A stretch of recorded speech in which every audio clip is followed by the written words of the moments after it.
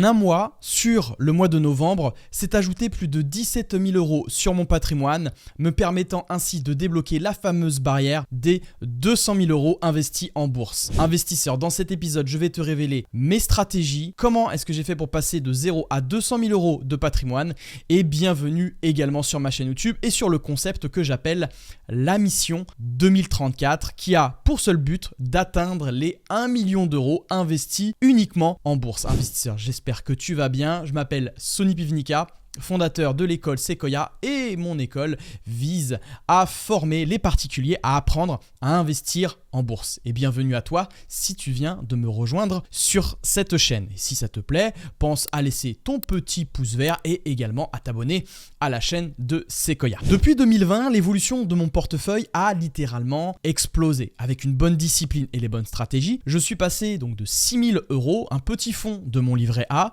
je l'ai investi pour ensuite, voilà, ça a fait grossir la boule de neige pour pouvoir atteindre ensuite un portefeuille de 127 127 € uniquement sur ma première plateforme. Ne t'inquiète pas, je vais tout expliquer également par la suite. Ce qui m'a permis petit à petit sur l'année 2024, eh bien d'évoluer, de faire grandir mon Sequoia. Comme tu peux le voir, en janvier, j'étais à 125 105 € pour passer ensuite en décembre, donc là on est le 3 décembre, à 217 981 €. Et en 2034, toi qui me suis, je vais sûrement atteindre, en tout cas je l'espère, je me suis lancé ce challenge fou d'atteindre les 1 million d'euros. Donc comme tu peux le voir par rapport au mois dernier, tu vois, de novembre à décembre, j'ai généré donc une plus-value de plus 17 000 €. Et justement, reste bien jusqu'au bout parce que je vais t'expliquer quelle stratégie est-ce que j'ai mis en place pour pouvoir atteindre ces 17 000 €. Alors, pour le bilan, comment est-ce que ça va fonctionner? Premièrement, on va voir l'évolution de mon patrimoine. Deuxièmement, l'évolution de mes dividendes, mon épargne mensuelle, ma stratégie d'allocation. 4, mes performances de mes portefeuilles en bourse. 5e point, les actions top flop au sein de mon portefeuille. Donc, je vais te présenter 2 actions. 6, la stratégie qui m'a fait gagner 17 000 € en un mois, justement, c'est celle-là. Et en 7e point, on va finir par mes objectifs en 2025. Premier point, l'évolution de mon patrimoine. Et je vais te donner rendez-vous sur ma sphère financière investisseur qui est sur mon ordinateur et que je partage à mes séquoiens qui sont au sein de mon programme d'accompagnement. Donc c'est un outil qui peut également s'en servir. Mais moi je te le présente rapidement. Il faut savoir que donc mon patrimoine total représente 360 499 € sans l'immobilier, d'accord? Alors ici tu vois, ça représente d'autres catégories d'investissement. J'investis pas que sur la bourse, mais nous ce qui va nous intéresser, si toi qui suis cette chaîne, c'est principalement la bourse. Sinon tu vois, j'ai de la liquidité, de la trésorerie, les livrets, la bourse, tu vois, qui représente, tu vois, 217 981 € juste ici et qui pèse, tu vois, 60,47% quand même de mon patrimoine. Donc, peut-être que j'envisage à terme de réduire peut-être un peu cette allocation, alors sans vendre, mais peut-être d'allouer justement d'autres capitaux vers d'autres actifs. En crypto-monnaie, j'ai tout simplement explosé.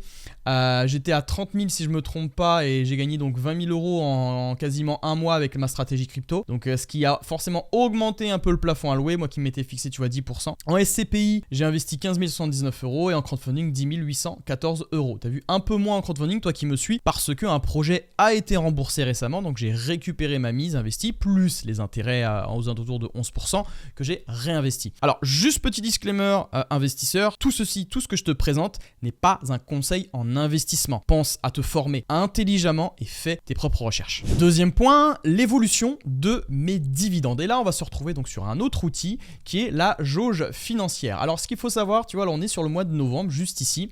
En jaune, j'ai gagné en 2024 sur novembre 317 € de dividendes. Donc, dividendes, ça correspond aux actions qui m'ont versé des dividendes, que ce soit sur mon PEA, que ce soit sur mon CTO. Et donc, ici, sur novembre, tu vois qu'en 2021, j'avais perçu 192,43 €. 2022, 299. Ici, j'ai baissé en 2023 à 289. Et là, en 2024, donc j'ai explosé le record sur novembre. Donc, je suis plutôt content. Et là, par contre, sur décembre, on s'attend quand même à beaucoup de dividendes de réceptionner en décembre. Donc, n'hésite pas à t'abonner à la chaîne pour justement découvrir cette somme. Et si tu es intéressé aussi, je partage également les gains sur ma communauté qui est le Sequoia World. Le lien est dans la description. Tu ne peux pas le louper également si tu veux rejoindre ma communauté privée où je partage régulièrement donc l'évolution, les coulisses de Sequoia. Donc tu as 317 000, donc ce qui fait pour l'instant un total perçu en 2024 de 3 392,69 €. Bien sûr, tout ceci c'est avant imposition, d'accord? Faudra compter après l'impôt. Et donc voilà, tu as la croissance de mes dividendes. Et comme bon, alors là, petit aparté, et là je te fais voir donc du coup l'évolution de mon patrimoine, tu vois, depuis 2024, tu vois qu'il augmente donc progressivement, tu vois, le 5 décembre à 217 000. Alors 5 décembre, souvent quand je tourne cette vidéo, ça va dépendre de la date, mais là on est le 3 décembre, on est environ à 217 981 €. Bien entendu, en 2025, je vise toujours plus de dividendes. Pourquoi? Parce que ma stratégie en partie sur les dividendes est de venir donc réinjecter, tu vois que ces 317 €, je ne les ai pas récupérés, mais je les ai réinvestis donc sur d'autres actions, que ce soit à la fois sur mon CTO ou sur mon PEA. Donc voilà, ça me permet de réinvestir ensuite pour faire grossir la boule de neige année après année, tu vois, jusqu'à ce que ça remplace donc un SMIC, un salaire. Et ça, tout le monde peut commencer à son échelle, bien entendu. Après, ça va dépendre de beaucoup de choses et ça va dépendre également du troisième point et du septième point que je vais te présenter à la fin. Donc reste bien jusqu'au bout parce que on peut vraiment accélérer tout ça très rapidement. Ce troisième point que je te parle, bien entendu, c'est l'épargne. Construire une épargne, eh bien c'est essentiel et je vais te montrer donc combien est-ce que j'investis. Sur mon PEA, j'investis 1 000 € par mois. Ici, ma stratégie, c'est d'investir uniquement sur des actions françaises à dividendes de qualité. Sur mon CTO perso, ici, je vais réinvestir mes dividendes perçus sur mes actions américaines. Sur mon perso, en gros, je ne réinvestis plus de ma propre poche. Ce que je fais simplement, c'est que je vais réinvestir sur mes ETF ou réinvestir sur d'autres actions à dividendes. Ça va dépendre ensuite de ta stratégie. Est-ce que tu préfères gagner plus de revenus passifs ou continuer à capitaliser avec des ETF. Le troisième point, c'est mon CTO Pro. Ici, j'investis avec ma société et donc là, je vais investir toujours sur des actions à dividendes américaines de qualité. Et ici, avec mon CTO Pro, je le fais principalement avec les séquoiens. C'est-à-dire qu'on a un outil qui nous permet de filtrer 90% des actions merdiques, de les supprimer et de sélectionner le top 10%. Et en fin de compte, je viens benchmarker, c'est-à-dire que je viens tester l'outil qu'on a mis en place en achetant justement ces actions sur mon CTO Pro. Donc bien sûr, c'est l'argent de ma propre poche, c'est de l'investissement, mais on vient tester justement cet outil. Est-ce que par l'effet réel, c'est-à-dire que je vais vraiment mon argent, est-ce que cet outil, eh bien, il est efficace? Eh bien, je vais te le présenter. En effet, il est efficace sur le long terme. Si tu as du mal à augmenter ta capacité d'épargne, à épargner et à gérer tes finances personnelles, il faut savoir qu'au sein de mon programme d'accompagnement de l'écosystème Sequoia, j'ai créé un outil qui s'appelle la forge du budget pour les petits séquoiens, les jeunes séquoiens qui viennent de me rejoindre sur mon programme. Donc, j'ai créé la forge du budget qui permet, voilà, tu vois, en mettant leur salaire, leur loyer, les dividendes qu'ils perçoivent, bref, les aides, etc. De venir, tu vois, mettre les dépenses, combien est-ce qu'ils dépensent par mois, les dépenses variables, les dépenses projet, et ensuite de venir calculer ça automatiquement dans ce que j'appelle la prépa. La prépa, en fin de compte, c'est ce qui va permettre, tu vois, l'objectif d'allouer son capital restant dans les différents types de placements. Si tu as différents objectifs, tu vois, eh bien tu peux pourquoi pas investir en PEA, bourse, livret bancaire, crypto-monnaie, bref, la jauge d'investissement, le permis d'investir qui permet quand même de garder une épargne de précaution tout en investissant à côté, parce que l'investissement, d'accord, faut faire attention, c'est de l'argent, j'aime pas dire ça qu'on est prêt à perdre, mais c'est de l'argent, d'accord, qu'on est capable de sortir chaque mois, mais aussi on est également capable de se protéger à côté grâce à des livrets bancaires, etc. Donc voilà, c'est tout un écosystème, toute une stratégie, bien sûr, il faut pas faire n'importe quoi lorsque tu viens épargner. C'est la base de la base. Si tu ne sais pas épargner, si tu ne sais pas construire cette capacité d'épargne avec des outils spécifiques, eh bien tu peux t'en mordre les doigts et tu ralentiras justement cette croissance sur le long terme. Et si tu es intéressé justement à construire ton premier patrimoine en bourse, à investir en bourse de manière intelligente, tu peux réserver un appel avec moi ou avec un membre de mon équipe et on veillera à te présenter comment est-ce que l'écosystème Sequoia peut t'aider justement à construire ton avenir financier. C'est le premier lien dans la description. Tu peux réserver un créneau. Attention, les places partent extrêmement rapidement, surtout pour Noël. Donc tu n'hésites pas, tu peux réserver juste ici en bas de la description. On continue sur la suite où je vais te présenter maintenant les performance de mes portefeuilles. Et donc sur cette diapositive là, comme tu peux le voir sur mes actions US, donc américaines, perso, eh bien en octobre 2024, tu vois que j'étais à 120 214 € avec un retour, tu vois, de 25 855 € avec une performance, tu vois, de 27,40%. Et en novembre, du coup, j'ai réalisé, tu vois, une performance fin novembre à 31,69%, ce qui nous donne, tu vois, si on compare par rapport au S&P 500, on a, alors le S&P 500 quand même est très performant avec la base, tu vois, que tu peux avoir de très bonnes bases avec les ETF. Alors là, tu vois, je combine pas, hein, d'accord, c'est uniquement sur mon CTO perso sur Trading 212. Tu vois qu'il y a d'autres aussi gains que tu peux générer. Il y a eu également, tu vois, le CAC 40 qui a fait moins 2,35. C'est pour ça qu'il faut faire attention quand on dit oui, le PEA c'est beau, c'est beau. Là, actuellement, les performances de mon PEA, je veux dire honnêtement, sont très très mauvaises. Je suis à moins quelque chose, surtout avec LVMH qui a également baissé, mais moi je vois également des opportunités. Donc là, j'ai pas hésité à renforcer mes positions, mais c'est là que tu vois que tu te rends compte que le CAC 40 et le S&P 500, eh bien, c'est bien de mélanger les deux continents également. Donc tu vois qu'avec Sequoia, j'ai fait plus 4,29% uniquement sur mes US, sur mon portefeuille US en perso. Maintenant, on va passer sur mon compte titre ordinaire, mon CTO, mais professionnel, là où j'investis en pro. Alors ici, tu peux voir que l'historique de mes performances, tu vois, donc là, j'ai bien mis de 2024 du 1er novembre au 29 novembre. Tu vois que ici, c'est mon compte, tu vois, le U13. J'ai réalisé, tu vois, une performance là sur le mois de 2,84. Le S&P 500, 5,96, donc il est au-dessus. Et ça, c'est le ACWI, c'est-à-dire c'est le All Country World. C'est-à-dire que là, il y a plus de 2300 entreprises qui existent donc à travers le monde. Et là, ensuite, tu as la performance depuis le début de l'année où j'ai réalisé 9,03% et le S&P 500 de 23,04%. C'est pour ça que c'est bien aussi de combiner les ETF, d'accord, à l'intérieur eh bien de tout cet écosystème. Là, il faut savoir que c'est depuis le début de l'année ici. Moi, j'ai commencé mon portefeuille en mars-avril sur mon portefeuille professionnel. Donc, c'est pour ça que les performances, d'accord, moi j'attends, il faudrait vraiment calculer sur une année complète, voire sur 2 ans, 3 ans, parce que certaines entreprises peuvent baisser à un moment donné, mais peuvent se rattraper quelques années plus tard. Donc c'est pour ça qu'il faut rester patient. Justement, je t'ai parlé d'ETF. On va se retrouver sur mon téléphone pour que je te présente justement les ETF que je possède. Voici mon portefeuille ETF investisseur. Donc tu peux le voir que j'ai en total 16 217,46 €.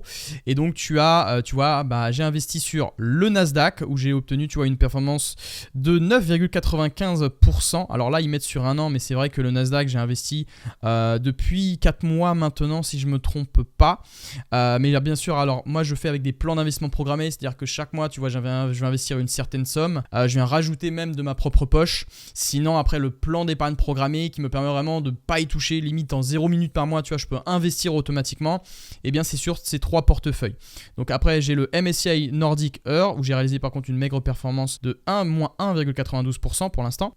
Et également, j'ai investi, tu vois, 4602 € sur le India où j'ai réalisé une performance, tu vois, de 0,88 et j'ai obtenu, tu vois, 40,12 € pour l'instant. Sinon, sur un an, mon portefeuille ETF fait 4,31%. Voilà, ce qui peut être intéressant, bien de combiner les deux, à la fois ETF et à la fois action. Mais tout ça, ne t'inquiète pas, on va le voir dans le dernier point justement sur comment j'ai fait pour générer 17 000 € en un mois. Je vais t'expliquer tout ça, investisseur. 5e point, les actions top flop de mon portefeuille, lesquelles ont surperformé, lesquelles ont moins bien performé. Je t'ai flouté le flop pour l'instant, mais le top, c'est Apple. Apple donc a réalisé une performance là sur un an de 25,50%, mais moi qui la possède depuis un peu plus longtemps, tu vois qu'elle m'a permis de générer, tu vois, un retour de 88,10% si on enlève l'impact du taux de change. Sinon, ça fait plus 96,87%. C'est aussi bien, voilà, c'est aussi intéressant de s'exposer au dollar. Et donc, qui me permet de réaliser plus 2943,94 €.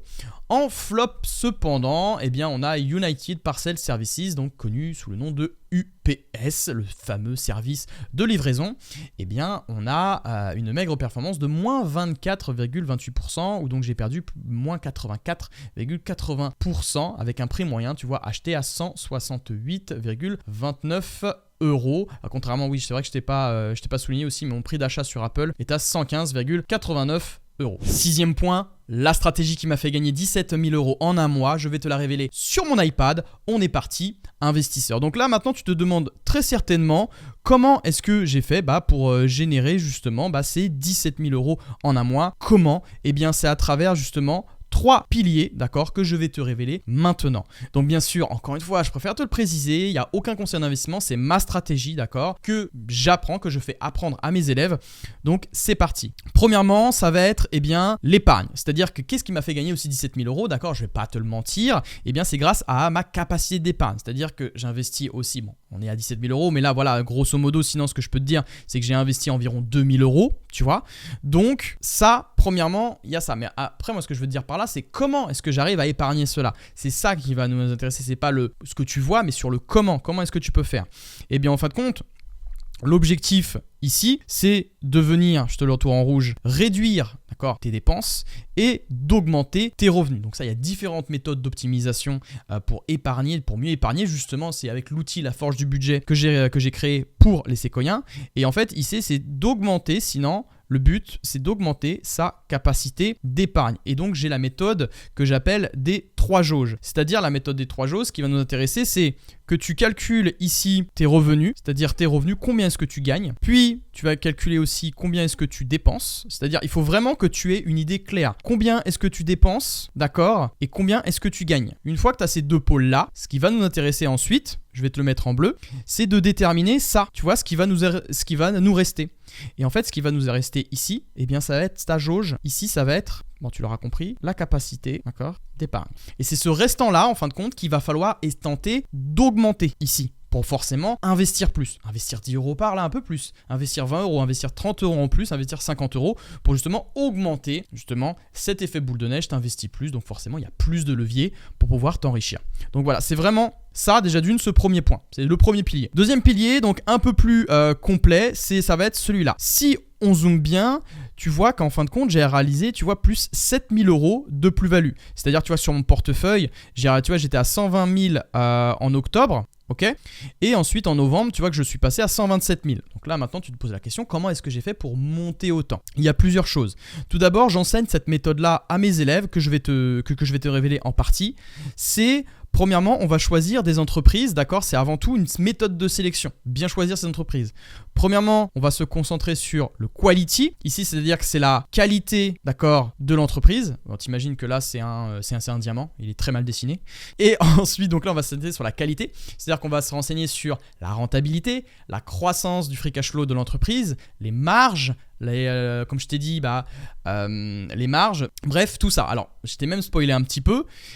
Justement, la croissance de l'entreprise avec le chiffre d'affaires, les résultats nets. Là, c'est plutôt justement le G. On va s'intéresser sur le growth. Ici, on va chercher des entreprises avec un chiffre d'affaires, d'accord, qui grandit. Ça, c'est important. Également, le deuxième point, c'est dividendes. Ici, en fin de compte, on va chercher des entreprises qui versent, d'accord, des dividendes.